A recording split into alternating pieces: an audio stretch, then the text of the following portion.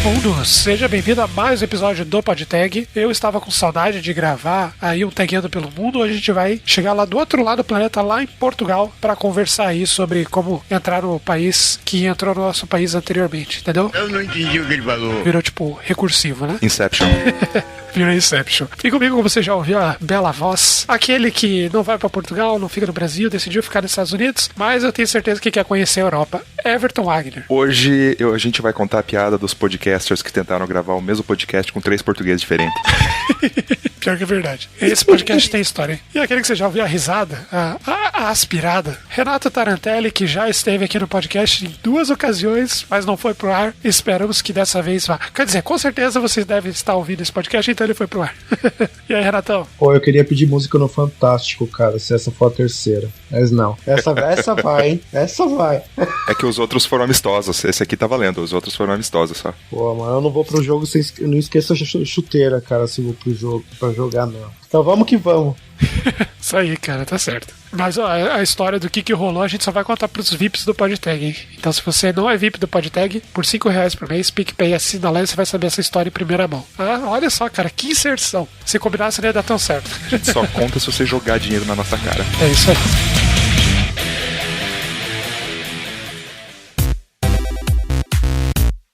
E antes de começar, lembrando que esse episódio foi trazido pela Impulso Network, que é a maior comunidade de tecnologia do Brasil, a que mais engaja, a que mais traz conteúdos aí pra você gratuitamente, de forma aberta. Então não perde tempo, entra na comunidade impulso.network, eu uso o nosso link aqui para se candidatar às oportunidades da Impulso. Sempre tem vagas aí de React, de .NET, de Vue.js, Ruby, tem um monte de oportunidades lá. Além disso, você tem acesso a meetups, webinars, bootcamps e além de toda uma comunidade ali de mais de 9.500 pessoas. Então, não perde tempo, entra lá na comunidade impulso.network. Hoje aqui, inclusive, nós temos o Renato, que é embaixador da Impulso e é uma das pessoas aí mais ativas na comunidade. Então, se quiser trocar uma ideia aí sobre o episódio, sobre qualquer outra coisa, entra lá na Impulso e chama o Renato também aí, que hoje está nos prestigiando com a sua presença aqui no PodTag.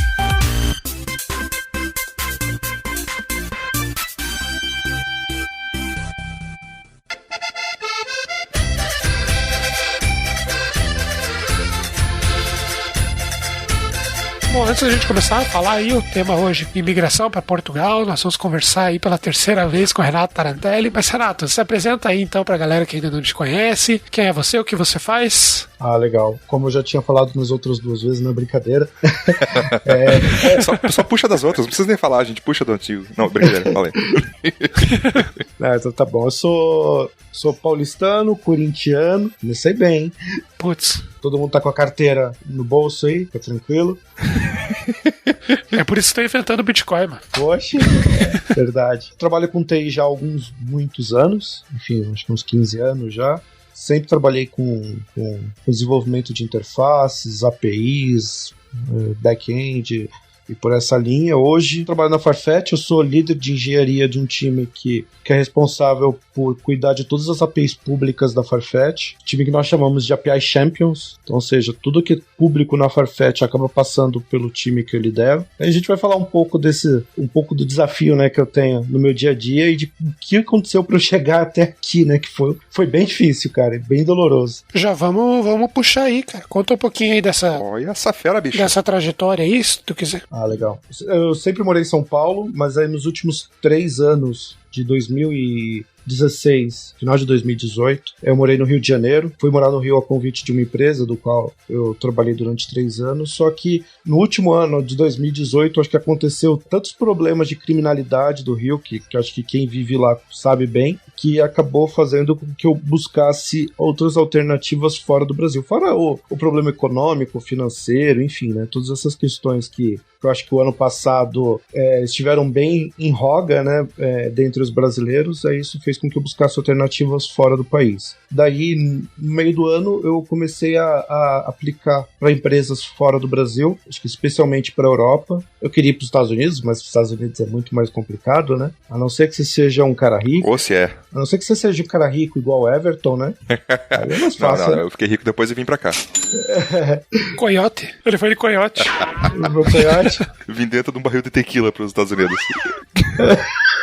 Caramba. Então, aí eu comecei a aplicar para várias empresas e para vários países, e acho que o último país que eu realmente pensei em morar era Portugal. E foi o que eu apliquei e que, no final das contas, acabou dando certo. Foi até um processo bacana, o processo da Farfetch, que é onde eu trabalho hoje, bem demorado o processo. Normalmente o processo é dividido em 4 etapas, mas no meu especial foram 6. Isso é até um pouco engraçado, porque no meio do processo mudou um pouco a vaga, eu tive que começar o processo de novo, mas enfim, aí eu vim parar na Farfetch. Aí começou o grande problema, que foi o segundo grande problema, que foi esperar pelo visto. Acho que muita gente que tá vindo para Portugal, por exemplo, sabe como que tá a demora pelo visto de trabalho de residência para vir para Portugal. No meu caso, demorou 6 meses só. Foi bem tranquilo nesse sentido.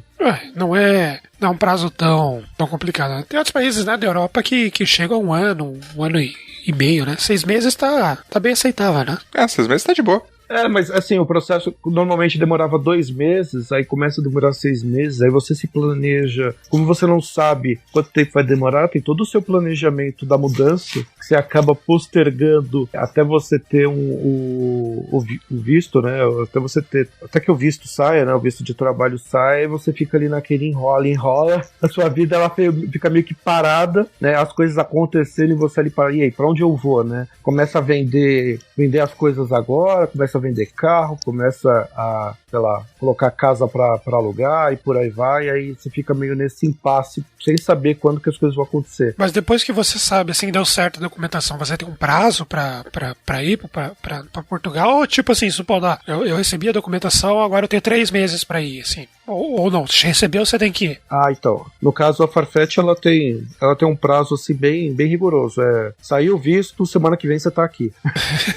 Isso é bem comum mesmo, né? Porque a partir do momento que o visto saiu, a pressa da empresa daí, né? Claro, com certeza também. Porque ela teve todo o custo, um trabalho, enfim, né? Ela tá aguardando por aquele profissional, faz todo sentido. Mas, no final das contas, eu acho que depois que o visto saiu, eu tive um pouco mais de 20 dias pra me mudar, né? Efetivamente. Não só eu mudar, mas também trazer minha família, né? Porque não sei como que foi o caso do Everton, mas, por exemplo, eu trouxe minha esposa, meu cachorro, minha sogra, e veio todo mundo de mala e cuia pra cá, pra Portugal. Eu trouxe só meu PlayStation.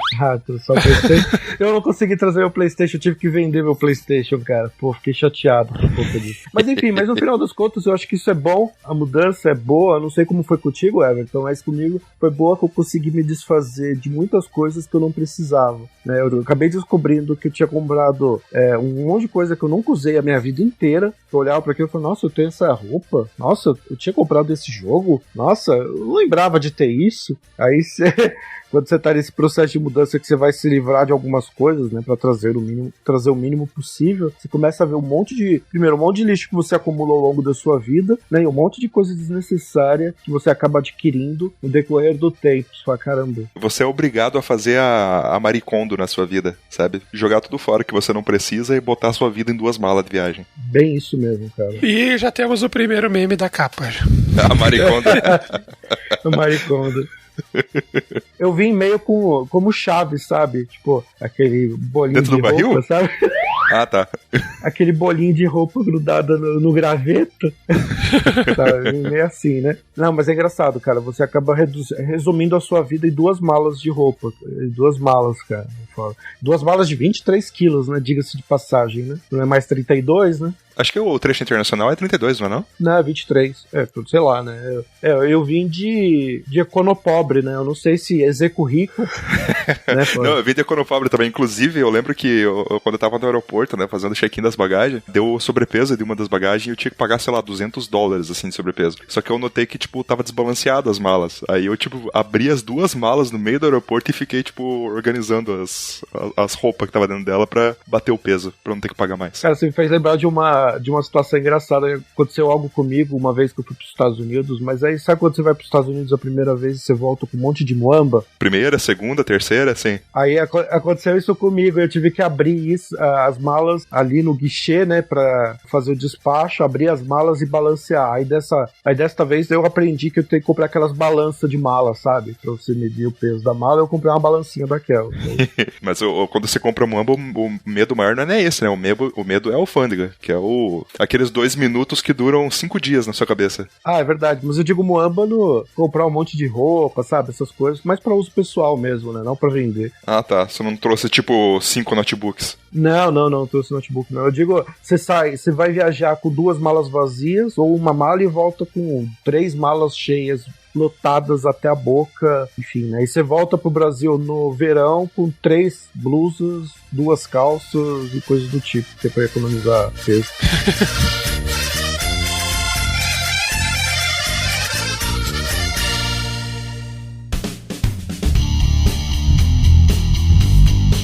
Bom, a gente tem uma pergunta aqui do nosso VIP, Natan Batista. A empresa que o Renato trabalha e algumas outras que ele conhece de Portugal tem uma cultura de levar estrangeiros para trabalhar lá? Renato, 30 segundos. Valendo! Não, brincadeira. Não, então, a Farfetch, por exemplo, acho que hoje tem um pouco mais de 200 brasileiros trabalhando em tecnologia na Farfetch. Bastante gente. Então eles têm uma política bem bacana com importação de brasileiros para cá. Não só para Portugal, mas também para outros escritórios, como hoje a Farfetch acho que tem escritório em Nova York, Los Angeles, São Paulo, em Portugal em vários sítios, Londres, Dubai, que eu lembro, tem outros, mas que eu lembro são esses. Então, assim, eles têm uma política não só de brasileiros, mas de brasileiros por conta da cultura, né, porque eles se aproximam mais da cultura da empresa, mas de importar estrangeiros de uma maneira geral. É bem tranquilo isso, o processo da empresa. Mas você acha que isso é da Farfetch ou é pela deficiência de profissionais no país, assim? Alguns países eles têm essa política de trazer muita gente porque falta mão de obra, né? Alguns países já trazem porque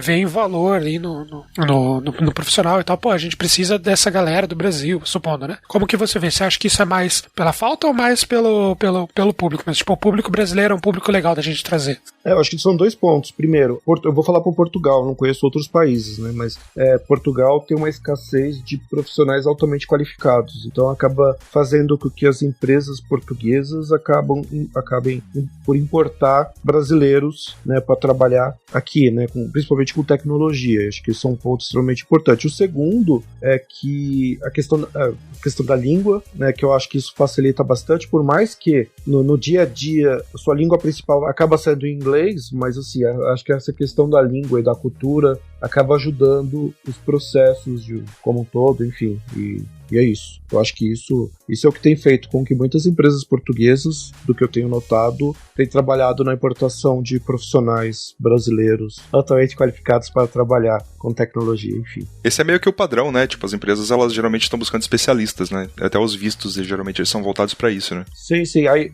falando um pouco do visto, eu não sei se tem alguma pergunta direcionada para documentação. Eu ia perguntar o seguinte, você começou a falar de documentação, do processo que durou 6 meses e tal. Você consegue dar uma geral, assim, de como funcionam os vistos, os diferentes vistos que um brasileiro pode ir para Portugal trabalhar, as diferentes condições? Tipo, você tem que ter um visto de trabalho expedido aqui no Brasil, você tem que... Aqui não, né? Lá no Brasil. Você pode ir com visto de turista para Portugal e conseguir um visto enquanto tá na sua permanência de turista lá. A empresa tem que pagar, você tem que pagar. Consegue dar uma geral de como funciona? Ou talvez seja parecido com outros países da Europa, né? Mas eu tenho até curiosidade sobre isso porque, né? Portugal, a princípio, é um país parceiro, né? Pela história com o Brasil, mas não sei se o Brasil tem alguma vantagem, o brasileiro tem alguma vantagem, alguma diferença de imigração em relação a outros países. Parceiro, entre aspas, né? Os caras vieram e levaram embora o país. Os caras...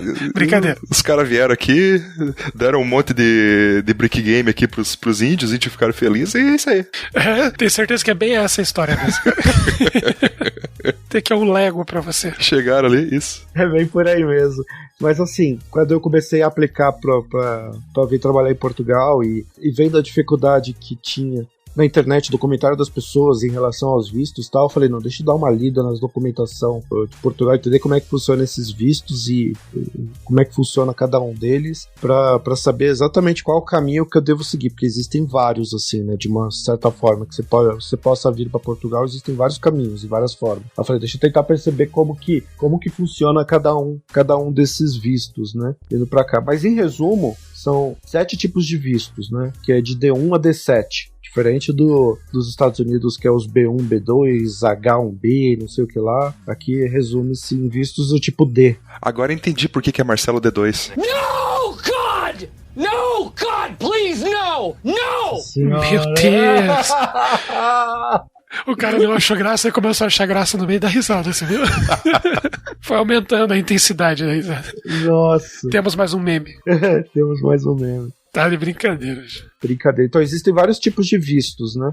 De D1 a D7. O visto que eu vi, existem dois tipos de visto para trabalho. É o visto de trabalho, que é o visto D2, se eu não me engano, de profissional de maneira geral, e existe um outro tipo de visto que eles chamam, que é o visto D3, que é de profissional altamente qualificado. Chique, né? Que é um visto concedido para alguns tipos de profissionais, dentre eles tecnologia, né? E profissionais como, acho que arquitetos, engenheiros, se eu não me engano, advogados, enfim, profissionais que tenham um grau de trabalho que é o que eles entendem aqui em Portugal como altamente qualificado. Só que para a área de TI especificamente, você não precisa necessariamente fazer comprovação de diploma, porque a área de TI muitas vezes tem muitos profissionais que inclusive não têm formação acadêmica, né? Mas tem cursos, enfim, por aí vai. Aí você utiliza estes cursos, treinamentos, palestras, documentos que foram publicados ao longo da carreira como comprovação de que você é qualificado para fazer aquilo. Não só isso, né? Recomendações de empresas e por aí vai. Então esse conjunto de documentos acaba ajudando no processo para você tirar esse tipo de visto, que é o chamado visto D3 altamente qualificado. E foi esse que eu vim para cá. Deixa eu só abrindo um parênteses, porque assim, acontece bastante de vir muitos brasileiros para Portugal, né, como turistas, iniciarem um processo que é o que eles chamam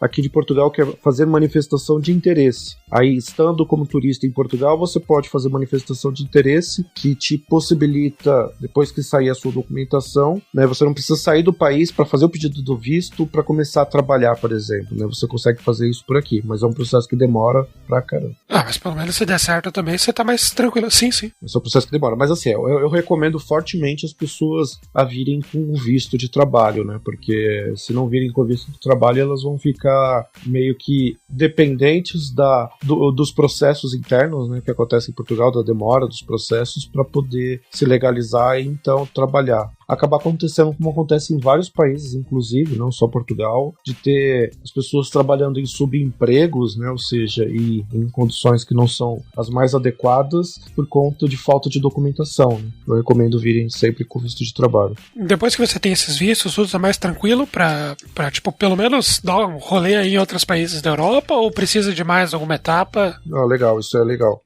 O visto, quando você tira o visto de trabalho no Brasil, né, ou no país em que você for solicitar o visto, ele te dá direito uma espécie de autorização de residência por um período de 120 dias. Então, ou seja, dentro desse período de 120 dias, você tem que, chegando em Portugal, você tem que fazer o pedido, aí sim, da sua autorização de residência, que aí vai estender este período por um ano. Mas dentro desses 120 dias, dentro do espaço Schengen, por exemplo, né, que é composto por vários países, dentro de Portugal, Itália, Alemanha, Espanha e por aí vai, o Reino Unido ainda, né, ainda não teve o Brexit, mas até lá ainda faz parte, então você pode transitar por esses países livremente, sem nenhum problema, né, mas trabalhar somente dentro do país que lhe concedeu o visto de trabalho, né, então pode trabalhar em Portugal, mas você pode, durante esse período, transitar. Aí, durante este período, você faz o pedido da sua autorização de residência. Aí, uma vez que é concedida a autorização de residência, você se torna um residente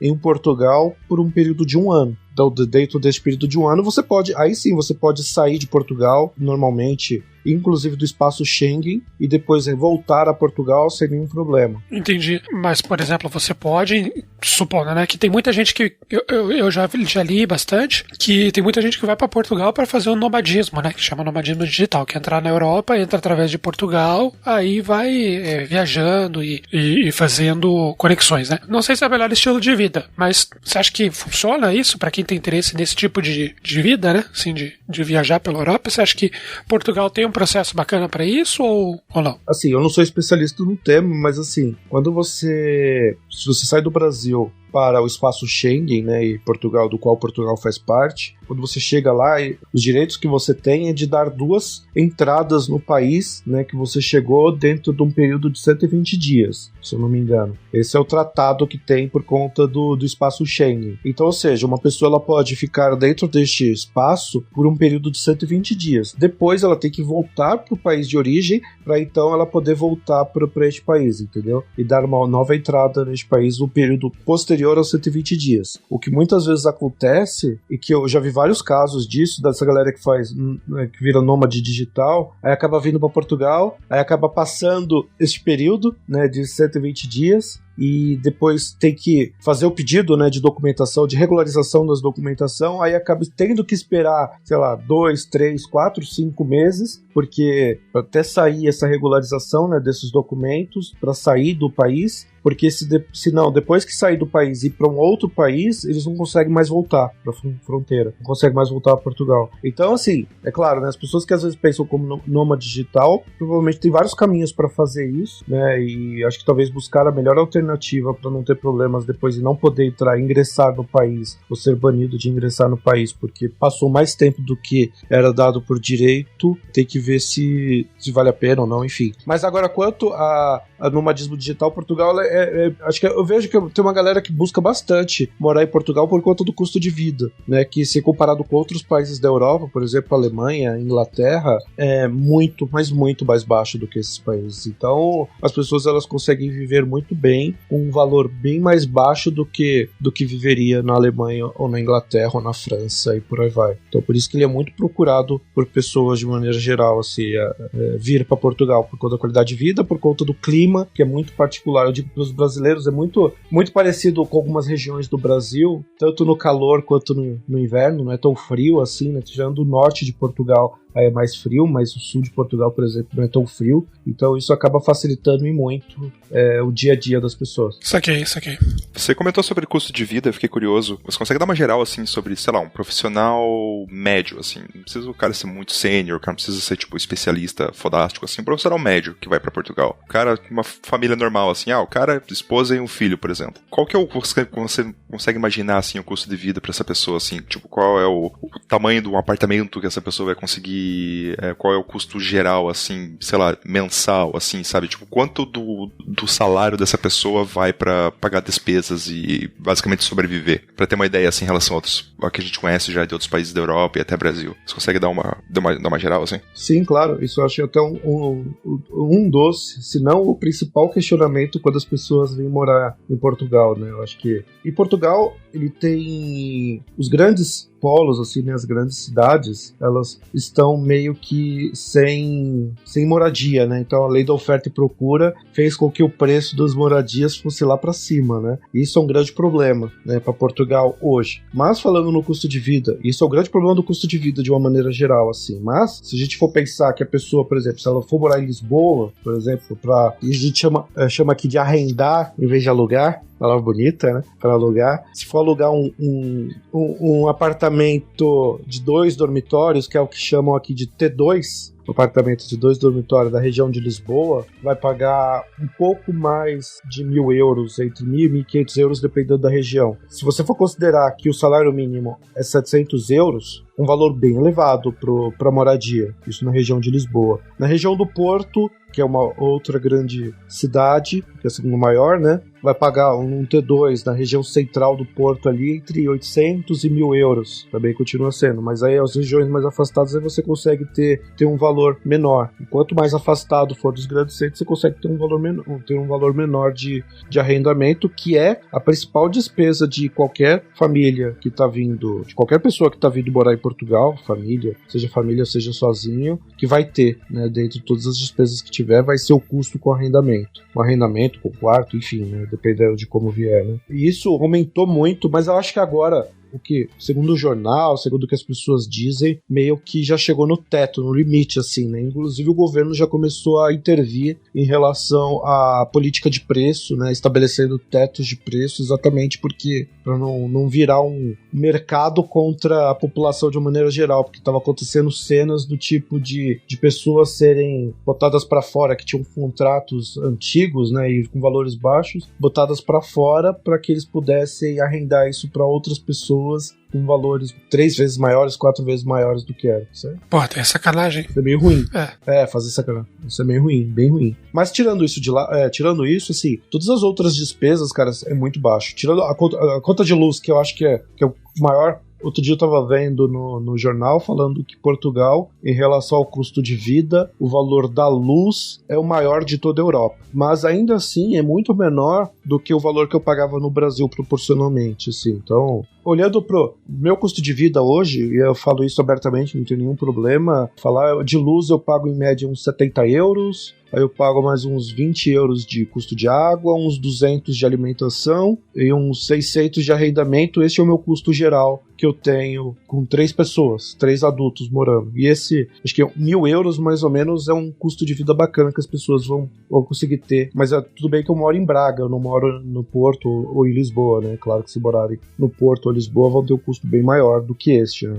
Mas enfim, eu acho que em torno de 1.000 euros para morar numa região como Braga é um bom custo de vida. Se uma pessoa ela ganhar, profissionais de TI ganham, dependendo do nível, né? A partir de 1.500 a 3.500 euros, que é muito comum, então eu acho que dá pra viver bem. Só que um outro porém, diferente do Brasil, é que a carga tributária aqui, eu não sei como que é nos Estados Unidos, Everton, mas a carga tributária aqui é bem elevada, mas bem elevada mesmo. Sim, então você acaba, se você é um profissional que tem um salário de 3.000 euros, você acaba pagando quase 40% de imposto. Caramba! Caraca. A Europa, no geral, é bem complicado. A Alemanha chega a 50% ou mais de 50%. Mas aí você tem uma parada, assim, volta, né? Assim, não volta pro teu bolso, mas você vê, imagino, né? Você vê resultado na...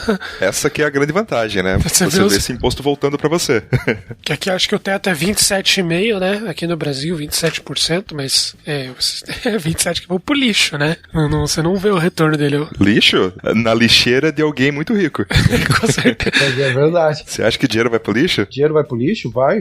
Todo imposto que a gente paga no Brasil, uma grande parte vai pro lixo, cara, infelizmente. Vai pro lixo não, né? Vai pro lixo de uma mansão lá no Higienópolis, lá em Brasília. Mas enfim, vamos falar de política não, que senão vai se tornar chato. Exatamente. Vai se tornar chato. Não, mas a parte bacana é que assim, você paga muito imposto, mas da experiência que eu tô tendo, eu vou falar da minha experiência, eu não sei de outras pessoas. Cara, eu acho que é completamente diferente do que eu tinha em São Paulo e no Rio, cara, assim. O transporte funciona, o sistema público de saúde funciona muito bem, enfim, aqui é mega seguro. Outro dia eu tava vendo um dado que falava que a quantidade de homicídios por 100 mil habitantes no Brasil era de 25, e aqui em Portugal é de 0,1 alguma coisa. Então, só isso já mostra o quão seguro é. Claro, problemas tem, né? Furto, essas coisas, mas é engraçado toda vez que você vê, teve um assassinato, acontece uma vez ou outra, e isso é uma comoção no país como um todo, que é incrível, cara. Então,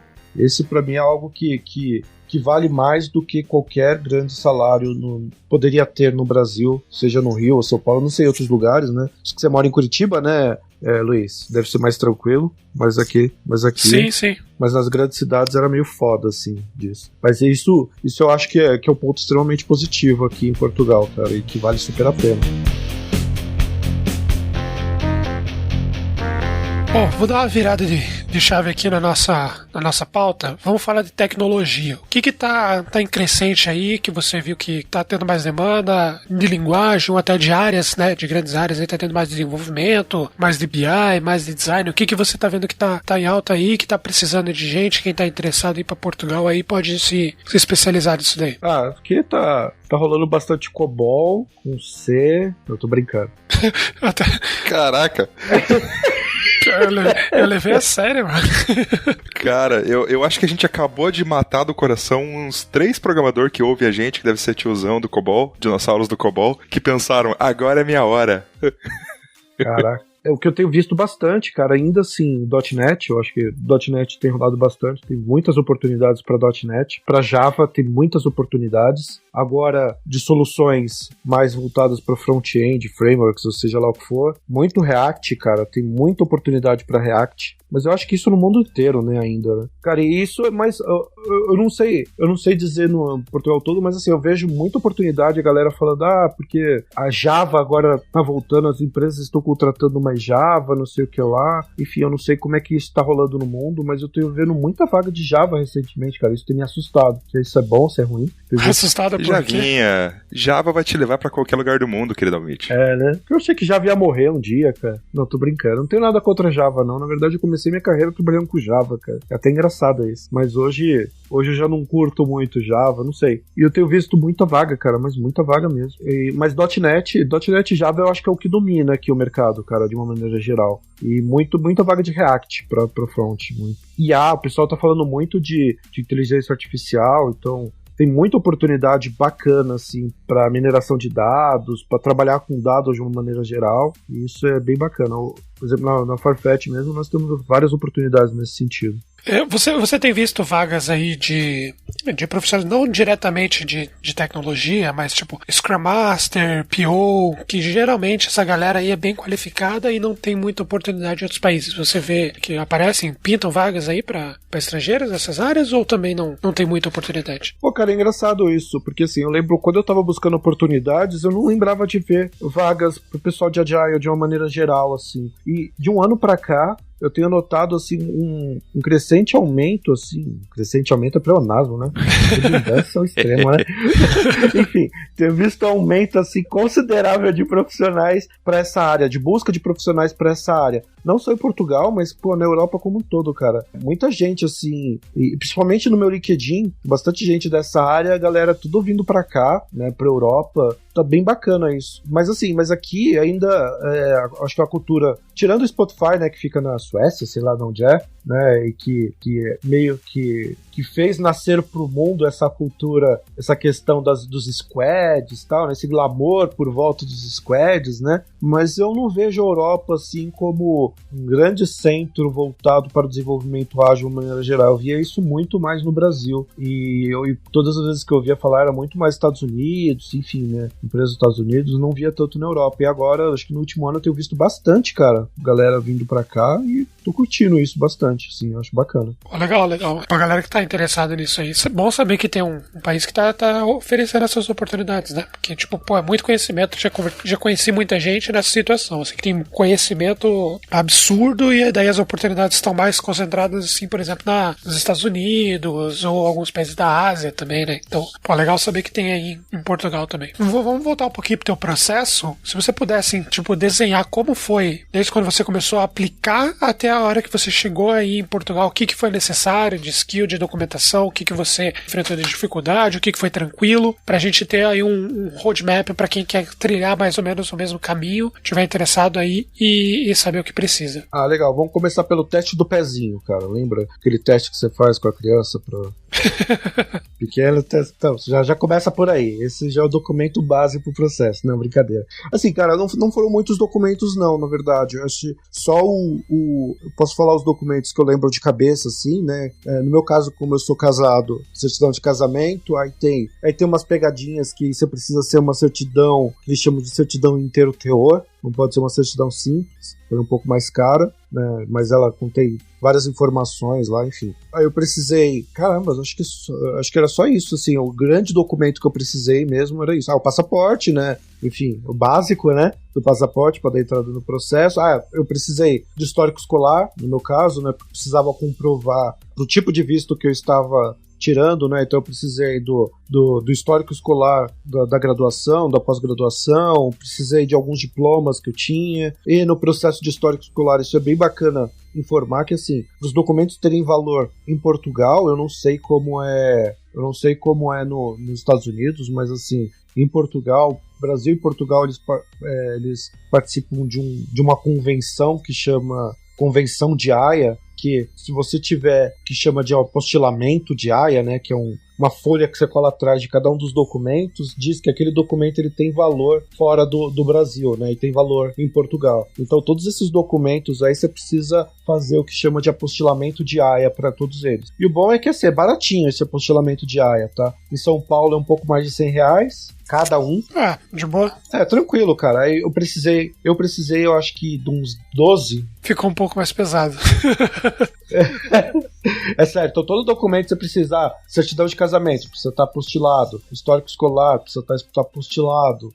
Você precisa tirar um documento que se chama PB4, que é um documento que dá direito a você fazer uso do sistema de saúde em Portugal, né? Ou se você solicita esse documento, que chama de PB4, que é um documento que dá direito a utilizar o sistema público de saúde, ou você vem com um seguro de saúde. Só que aí você tem que pagar o PB4, como você não tem que pagar, acho que vale a pena, e você acaba te dando direito a utilizar o sistema de saúde. Então você precisa apostilar também. Aí você precisa, pro processo de visto, antecedentes criminais, fica a dica, pessoal, precisa de antecedentes criminais. Putz. Só se não tiver, né? Fica a dica. Então, você precisa de antecedentes criminais. Dos documentos que eu lembro de uma linha geral eram esses, assim. Agora, se você tem filho, aí você precisa de certidão de nascimento, inter-UTO, documentos que comprovem, né, o vínculo, né, de quem está solicitando o visto, né, no caso. Então, por exemplo, eu trouxe a minha sogra junto comigo, aí ela entra num outro processo, ela é minha esposa, que chama de reagrupamento familiar, que aí aqui em Portugal elas fazem o pedido de autorização de residência considerando após o momento que eu tiver já autorização de residência. Então, enquanto eu estiver em Portugal, aí dá direito a elas a residir aqui como serem residentes portugueses, né? Então, aí possibilita isso. Então, aí precisa dos documentos da parte delas também, enfim. Inclusive, recentemente eu tive que pedir uma certidão da minha sogra do inter-UTO, e tem validade, alguns documentos têm validade, como certidão de nascimento, eu acho que, se eu não me engano, é 6 meses, antecedentes criminais 90 dias, e tudo isso tem que estar apostilado, então, ou seja, pode acontecer de você vir, você ainda não der entrada no seu processo, aí passar 90 dias, você vai precisar solicitar um novo documento em relação a isso. Então, como eu disse inicialmente, que não foram muitos documentos, mas agora falando pareceu que é bastante, né? Mas não são muitos, não. Pelo que eu vi, outros países, eu acho que Estados Unidos, por exemplo, requer bem mais documentos do que isso. E outros países, quando eu estava vendo para a Alemanha, por exemplo, tinha uma lista gigante de documentos, enfim. Mas foi isso. Aí, na Alemanha é absurdo. Tudo é traduzido, né? E tem esse lance também, né? Para a Alemanha você precisa fazer a tradução. Não só para a Alemanha, para outros países, Itália, França, precisa fazer a tradução, que acaba tornando o processo mais caro. Mas para Portugal você já não precisa, fazer a tradução. Porque ela não é só uma tradução simples, né? Ela tem que ser uma tradução oficial, né? Que eles chamam de tradução juramentada. Juramentada. Juramentada, tem que ser uma tradução juramentada. Aí como aqui é de PTBR pro PTPT, né? Aí você não precisa, né? Então... É só você botar uns horas ali no meio que tá tudo certo. Tá tudo certo. Mas, cara, essa questão da língua é um ponto interessante, cara. É muito diferente, cara, a questão da língua.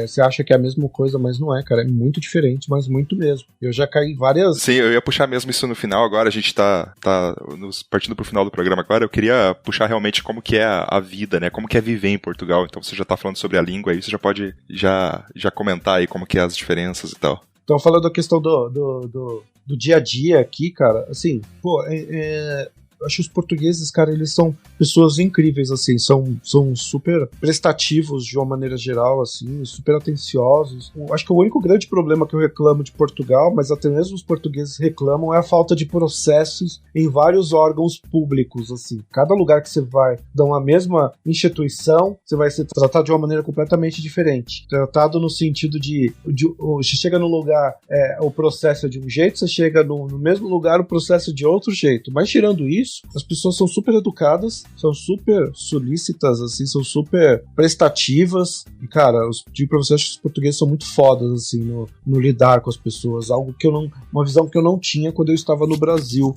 Por exemplo, a visão que eu tinha, né, de Portugal, estando no Brasil, né. Mas, diferente dos brasileiros, que nós criamos amigos da noite pro dia, aqui eles conseguem separar muito bem essa questão de amigos do trabalho, amigos da escola, vizinho, eles conseguem separar muito bem. Acho que no Brasil não, né? No Brasil, inclusive, é pouco comum utilizar a palavra colega, né? Já aqui não, você usa o colega e o colega tem o seu significado muito forte, assim, ele é meu colega no trabalho. Cara, eu não vou chamar o meu colega de trabalho pra vir tomar uma cerveja comigo em casa. É o que nós fazemos. Eu digo por mim, né? Fazemos muito no Brasil, né? Sim, quanto mais eu conheço estrangeiro, mais eu chego à conclusão de que isso é coisa de brasileiro mesmo, é coisa de latino no geral. Essa coisa de você, né, ser muito aberto, misturar amigo do trabalho com amigo da escola, fazer churrasco em casa, chamar todo mundo, sabe? Eles são muito mais de núcleo mesmo. O estrangeiro, no geral, é muito mais de núcleo, né? Tipo, o pessoal do trabalho é um, o pessoal da escola é outro, o pessoal da faculdade é outro, né? Tipo, é bem interessante isso. E acho que é o maior problema que a gente tem pra se adaptar fora do Brasil, né, no geral. Sim, e uma outra coisa foda nesse sentido é que o brasileiro, de uma maneira geral, ele acaba falando, tocando nas pessoas, né? Nossa, odeio, cara. Pra chamar atenção, né? Mas assim, às vezes não é tocar na pessoa, às vezes é que seja levantar uma mão, assim, sabe? Pra tentar chamar atenção e tal. Mas isso é muito particular dos brasileiros, eles fazem isso com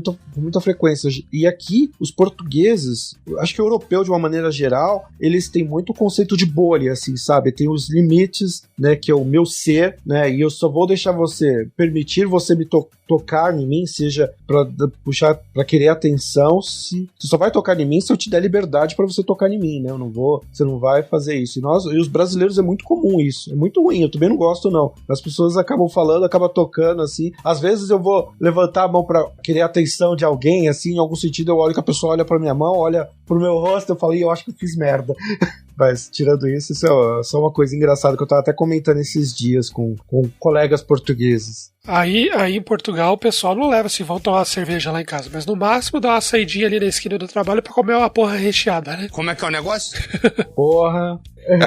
A palavra que eu mais escuto no meu dia a dia é foda-se, cara. Sério. Foda-se serve pra representar tudo. Tipo um shalom, assim. Não, é sério. Mas no Brasil também, cara. Qualquer coisa que acontece comigo, eu falo, foda-se essa merda. Não, mas assim, mas você fala isso quando alguma coisa de ruim, mas eles falam pra algo bom, eles falam pra comemorar, eles falam pra reclamar, eles falam, foda-se pra qualquer coisa. Pô, esse negócio aqui foi mó legal. Foda-se, que legal, não sei o que lá. Esse aqui é muito ruim. Foda-se. Foda-se o tempo todo. Você tipo, pra tudo, cara. Foda-se pra tudo. Entendi. Eles usam o foda-se como a gente usa só falando foda, que a gente pode falar, nossa, que foda, pra algo ruim ou pra algo bom, né, tipo... Aí nos Estados Unidos, né, shit também, né, às vezes você pode tanto pro shit, tipo de merda, ou tipo, this is good shit. Tipo, isso é uma... Sim, né? Exatamente. É merda boa e merda ruim. Pois é, mas aqui o foda-se... Como nós estamos acostumados com o foda-se de uma maneira ruim, digo por mim, assim, né, e vários outros brasileiros, você associa o foda-se com algo ruim que aconteceu, e eles, quando você ouve o foda-se pra algo bom, você fala, o que aconteceu de errado, né? Aí você tentar perceber ali, né, junto com a pessoa, que aconteceu alguma coisa de errado. Não, cara, deu tudo certo. Mas então por que você falou foda-se? Puxar no final aqui, a gente tá partindo pro final do programa já. Eu tenho uma curiosidade, assim, como que os portugueses, no geral, veem os brasileiros? Tanto na vida, no dia a dia, quanto no trabalho, assim. Você já viu algum tipo, você ser tratado diferente, de uma forma negativa, até, sei lá, um pouco de preconceito, xenofobia e tal? Eu tava lendo um artigo esses dias na internet de que o número de casos relatados de xenofobia no Portugal para brasileiros especificamente aumentou, tipo, bastante, assim, em relação aos anos anteriores. Queria saber, assim, se você já presenciou alguma coisa parecida. Um ponto extremamente importante. Eu acho que, assim, acontece muitos casos de xenofobia, mas mais em regiões em que as pessoas, por virem de uma maneira não legal, né, de uma maneira ilegal, acabam se colocando, né, ou seja, elas acabam se colocando num trabalho de uma forma informal, morando em lugares que não são os melhores para morar, aí acabam convivendo com pessoas que acabam praticando um pouco de xenofobia. Acontece aqui, mas assim, as pessoas que eu lido no meu dia a dia, cara, eu não vejo nada disso, muito pelo contrário, eles gostam muito de brasileiros, tratam muito bem os brasileiros, assim, de uma maneira geral, e como se fosse qualquer um também. Assim, na empresa que eu trabalho tem pessoas do mundo inteiro, então não faz muita diferença se é brasileiro, se é coreano, se é chinês, não faz muita diferença, porque tem gente do mundo inteiro. É até engraçado, porque acaba não tendo uma identidade. Tem uma identidade português, assim, mas assim, você acaba tendo um pouco da inserção de cultura de vários outros lugares, então isso acaba não se tornando um problema. Mas eu moro em Braga, né, que é uma região que eu acho que metade da cidade é de brasileiros, então também eu não noto isso, né, acontecer. O jogo virou, então, entendeu? Os brasileiros estão invadindo Portugal agora. Cara, tem muito brasileiro aqui, cara, mas muito brasileiro. Você vai no shopping, por exemplo, você só ouve brasileiro, cara. Tudo que é lado, você só brasileiro. Eu falo, caramba, eu vim pra Portugal pra querer ver português e eu só vejo brasileiro. Então eu vou voltar pro Brasil pra ver se eu acho português. E metade é da Farfetch. Exatamente, metade é da Farfetch. Esse negócio que você falou sobre a empresa em si, acho que vai muito da empresa ser global, ela ser mais tradicional, assim, mais conservadora e tal, né? Eu tenho um amigo que morou em Portugal por algum tempo, ele trabalhou numa empresa de tecnologia, mas que era mais, assim, tradicional, vou dizer assim, não era muito global, ela atuava só, basicamente, no Brasil, em Portugal e no que eles chamavam das colônias, né? E ele falou que foi até engraçado isso mesmo. Primeiro que ele sentia uma diferença de tratamento, assim, pelo chefe dele, assim, pelos chefes, assim, de que eles favoreciam muito os portugueses em relação aos brasileiros, né? Que, sei lá, por que fazer isso, mas enfim, eles tinham um certo preconceito dentro da empresa. E ele falou que uma coisa mais engraçada é que uma vez ele estava vendo uma apresentação que estava rolando, assim, de produto, né? Apresentação estratégica da empresa, e eles colocaram o Brasil como uma das colônias de Portugal, sabe? Tipo, falando, a gente atua aqui, nossos produtos estão em Portugal e todas as nossas colônias, né? Incluindo o Brasil. Eu achei engraçado isso, cara. Tipo, os caras têm isso até hoje, assim, de que meio que algumas pessoas têm um sentimento ruim, assim, sobre o Brasil ter se desvencilhado, ter conseguido a independência de Portugal e ainda tratam ele como colônia. Caramba, cara, que foda isso. É engraçado porque... é engraçado, cara, que assim, com as pessoas que eu trabalho no meu dia a dia que são portugueses, eles comentam direto, assim, falam, um dia eu quero ir no Brasil, tal, quero conhecer, cara, porque eu não consigo imaginar, por exemplo, Portugal tem um pouco mais de 10 milhões de habitantes. Se for pensar, só Rio de Janeiro tem 10 milhões de habitantes. Então, ou seja, cara, quantos Portugais não cabem dentro de um Brasil, né? Então, eles acabam querendo conhecer, né, um pouco mais da cultura brasileira e tal. Mas eu já ouvi vários casos, assim, de pessoas, mais por conta de ignorância, eu não sei, cara. Eu não sei o que as pessoas têm, se é merda na cabeça, eu não sei. Enfim, desculpa o palavreado, mas... Foda-se. De pensar que o Brasil é uma colônia, cara. É só falar foda-se que tá tudo certo. Foda-se. Foda-se. Mas que mais que foi, tipo, mega curioso pra você, assim? Foi uma parada, tipo, que te deixou, caraca, isso aqui foi muito diferente do que eu vivia no Brasil. Cara, o que é muito diferente de viver no Brasil, assim, eu acho que rapariga é algo muito diferente do que eu vivia no Brasil. Eu não sei como que é em Curitiba, eu não sei. Tu era de que região, ou Everton? Eu sou de Curitiba também. Mas rapariga em São Paulo e no Rio é um nome dado a mulheres do entretenimento adulto, né? Mulher da vida. Mulher da vida. Mulheres da vida. Isso. Famosa mulher da vida. E aqui em Portugal, toda mulher é rapariga. Então, isso pra mim, às vezes me preocupa. Quando eu falo, porque falar com aquela rapariga ali, eita, o que aconteceu? O que ela fez de errado pra ti? Não, mas é porque o puto dela, que é o filho dela, tá jogando bola, não sei o que. Tá chamando o filho dela de puto? Não, essas questões das palavras, assim, que pra nós tem um sentido e pra eles tem outro sentido, é algo que de mais engraçado, assim, que aconteceu, e de mais estranho, assim, que eu noto no dia a dia, assim. Eu falo, caramba, o que essa palavra quer dizer? Grelo. Tem um vegetal que chama grelo aqui. Nossa. Então eu vou ali comprar um grelo pra comer. Enquanto vocês estão falando, eu tô com o BuzzFeed aberto aqui na lista de gírias portuguesas que o Brasil devia aprender. A minha favorita, uma alternativa para quem bate as botas é dar o peido mestre. Nossa, isso eu nunca ouvi, cara. Dar o peido mestre. E quando a pessoa não vale nada, podemos falar assim, pentelho seco de velha. Essa eu já ouvi, pentelho seco de velha. Já ouvi dentro de um outro contexto. Agora me fez entender, porque falaram isso pra mim, cara. Não, brincadeira. Número 15. Uma rapidinha, não importa de qual jeito, também pode ser dar uma cambalhota. Nossa, aí eu não sei se vai ser uma rapidinha, né? Dar uma cambalhota, né? Depende de como se encaixar ali, né, cara? Pode dar muito certo ou muito errado. Mas eu tenho um amigo que foi pra Portugal que daí no trabalho ele comentou com a galera assim, tem que sair mais cedo. Isso é verdade. Tem que sair mais cedo que eu tenho que terminar um bico aqui. Mas ele tava falando um freela, né? Aí fazer um bico aí parece que é uma parada diferenciada, né? Bico é o meu famoso blowjob. É o famoso blowjob. O famoso bola gato. Ele falou que da galera deu uma risada e falou pra ele, cara. Você tá fazendo um bola gata. Ah, eu achei minha favorita aqui. Em Portugal, se você quiser falar que você vai transar, uma gíria pra transar é mandar o Bernardo às compras. Essa aí. Nossa. Você já ouviu essa? Não, eu não posso dizer que eu já ouvi, porque minha esposa tá aqui. Tá? Não, mas eu já ouvi essa gíria já. Então, comentaram ela. Pô, cara, assim, e o engraçado é, às vezes eu falo algumas palavras, as pessoas não entendem. Uma palavra que faz parte do meu dia a dia e pra eles não existe ou não é pouco utilizada. Planejamento. Pra eles é planeamento. Aí às vezes eu tô escrevendo alguma coisa e falo, não, vamos falar de planejamento e tal. O que é planejamento? O pessoal começa a tirar sarro. Tem uma outra palavra também, engajamento. Engajar, sabe? As pessoas não utilizam, não fazem a menor ideia do que é engajar. Aí você fala de engagement. Ok. Ok. Foda-se. Foda-se. Ok, foda-se. Beleza, foda-se. Beleza. Outra, algo bem particular aqui que eu acho engraçado é o K, que nós falamos no Brasil, né? A letra K. Eles falam capa. Então, toda vez que eles vão escrever, por exemplo, ok, eles escrevem o capa. Porra, é sério. E quando o brasileiro ri com kkkk, eles lê capa.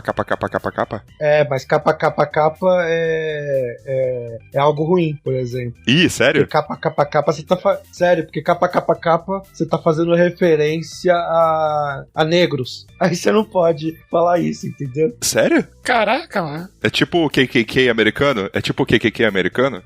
Pois é. Pode soar meio ruim aqui. O Ku Klux Klan. Caraca. Então capa é referência negra. É meio ruim. E outra coisa, outra letra também, a letra G. Eles falam G. Aí outro dia eu fui ao cinema, aí eu tava escolhendo lá o assento, né? Eu falei, G12, G13, aí eles falam muito, não percebi, em vez de não entendi, né? Eles usam perceber no lugar que nós utilizamos de entender, eles usam perceber. Eu falo, não percebi. Eu falei, não, G12, não percebi. Mas aí eu vi que a atendente, ela tava tirando sarro comigo, porque ela entendeu que eu tava falando da letra G. Ela, você tá falando G? Eu falei, não, eu tô falando do G. Aí ela deu risada e embarcou lá, assim. Mas eles falam muito G. Então às vezes eu falo alguma coisa assim que tem a letra G no meio e que deveria soar mudo, assim, eles não percebi. G, não percebi. É engraçado. Manual de sobrevivência em Portugal. Não, outro também, que agora eu lembrei, é a letra 6. Nós utilizamos muito meia, né, pra representar a letra 6. Principalmente quando tá falando do número de telefone, né? Meu número é 91634. Não sei se vocês fazem isso. Sim. Né? E eles não percebem o que é meia. Você fala, meia? O que é meia? Eu falo, meia, 6. Meia, 6? De onde você tirou que 6 é meia? Eu falei, não, de meia dúzia. Eles, meia dúzia. Metade de uma dúzia. A gente usa muito. Então, agora sim, eles escutam bastante meia, sabe? Porque tem muito brasileiro. Os brasileiros normalmente falam meia. Eles falam, tá falando de meia, da letra do número 6, né? Dá uma tirada de sarro, filho da foda-se. Tipo, nada a ver, né? Mas a gente fala essas zoeiras, mas esses dias eu tava conversando com um amigo lá. Tipo, ele falou, não, porque os caras falam tudo errado lá. Não, cara, eles falam certo. Eles chegaram antes, eles que inventaram o idioma, né? Nós que tivemos que adaptar pra cá, né? Então algumas coisas parecem estranhas, mas é porque a gente adaptou do nosso jeito, né? Tipo, a gente também tem algumas frases assim, né? Tipo, tirar água do joelho. Quem que vai tirar água do joelho, né? Mas a gente fala. Pelo menos eu escuto a galera falando aqui. Pô, eu vou tentar essa, cara. Tirar água do joelho pra ver como é que eles se deparam com isso. O que eles falam? O que eles falam? Algo importante, uma palavra assim que é bem diferente, é banheiro, cara. Nós vamos ao banheiro, vou ali no banheiro. E aqui não tem banheiro aqui em Portugal. Só tem casa de banho. Às vezes eu falo, vou no banheiro ali. Não percebi. Eu vou na casa de banho. Você tem que falar que vai na casa de banho, então. Casa de banho. Parece que você tá indo, sei lá, num spa, alguma coisa assim, sabe? Tipo... Pois eu vou no banheiro, eu vou mijar, não vou tomar banho, cara. Mas tudo é casa de banho. O Everton estranhou que pra ele aqui só era lavabo. No Batel, né, que ele morava, então... Que mané Batel, cara. Eu sou mano do Aliança, cara. Tá bom. Essa é pros curitibanos. Essa é piada interna aí. Sim. Curitiba é uma grande piada. Aqui, curitibano não tem contato com outra. Não tem contato. contato um com o outro, né? Daí você só vai encontrar uma comunidade tão legal como a nossa. E se você quiser entrar na comunidade escondida dentro da comunidade do PodTag, que é a comunidade dos VIPs, você acessa podtag.com.br/apoie e a partir de R$5 por mês você pode entrar nesse canal privado que te dá direito a ouvir as gravações ao vivo, como o Natan, que está aqui nos ouvindo agora, ou você também pode participar da nossa comunidade fechada ali com os VIPs, onde a gente conversa o dia inteiro, dá conselhos e fala besteira, enfim, é uma comunidade fechadinha dentro da comunidade, escondida, privada, e algumas coisas que nós estamos preparando aí, não posso dar spoilers, mas que só os VIPs vão ter em primeira mão. Olha só, R$5 por mês, não vai fazer diferença pra você, mas vai fazer uma diferença bem bacana aí no nosso projeto PodTag. É isso aí, esqueci mais uma coisa. Esqueceu, foda-se. Então foda-se.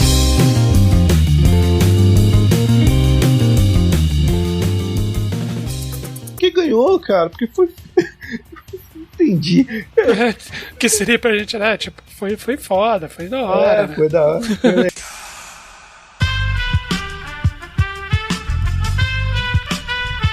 Este podcast foi editado por Aerolitos Edição Inteligente.